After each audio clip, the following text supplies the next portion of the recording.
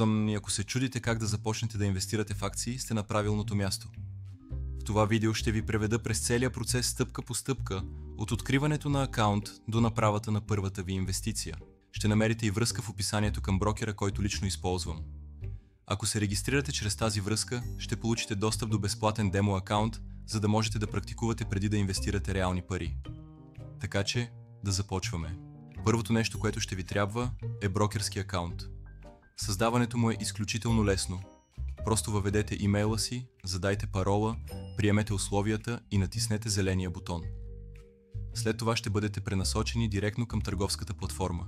За да започнете търговия с реални пари, ще трябва да потвърдите своя акаунт. Всеки брокер трябва да потвърди вашата идентичност поради съображения за сигурност.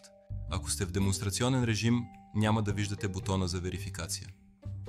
Но ако сте на реален акаунт, просто натиснете оранжевия бутон "Потвърди идентичността" в долния ляв ъгъл.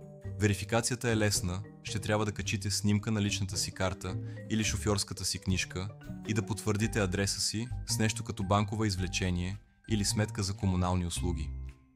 Повечето пъти това се извършва в рамките на няколко часа. След като вашият акаунт бъде потвърден, можете свободно да превключвате между демо и реален режим. Нека ви покажа бързо как работи платформата.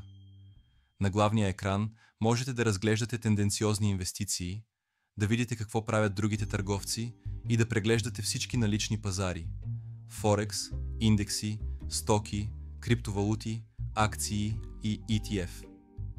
В сърцето на платформата са графиките. Можете да отворите графика на всяко актив, да добавите индикатори, да рисувате тренд линии и да променяте времеви рамки за правилен технически анализ. Сега нека разгледаме как всъщност да купуваме акции на демо сметка. От лявата страна изберете акции. Тук ще видите както традиционни акции, така и CFD. Разликата е проста. При класическите акции печелите пари само ако цената се повиши. С CFD можете да печелите и ако цената падне. Изберете акция, която ви интересува, кликнете с десния бутон и изберете нова поръчка. Това ще отвори прозореца за поръчка, където можете да зададете размера на търговията си, да изберете нива за Take Profit и Stop Loss и да проверите маржа си. Ако кликнете Купи, ще спечелите пари, ако цената се повиши. Ако изберете Продай, ще спечелите, ако цената падне. Но помнете, че тази опция е налична само при CFD, а не при класическите акции. Всичко, което направихме досега, е на демонстрационния акаунт. Ако искате да преминете към реални пари, ще трябва да направите депозит. В горния десен ъгъл превключите към вашия реален акаунт. След това, в долния ляв ъгъл, кликнете върху "Депозирай средства". Можете да депозирате с карта, банков превод или местни методи, в зависимост от вашата страна. Въведете вашите данни, потвърдете и това е. Парите ви обикновено се появяват в рамките на няколко минути. Надявам се това ръководство да беше полезно.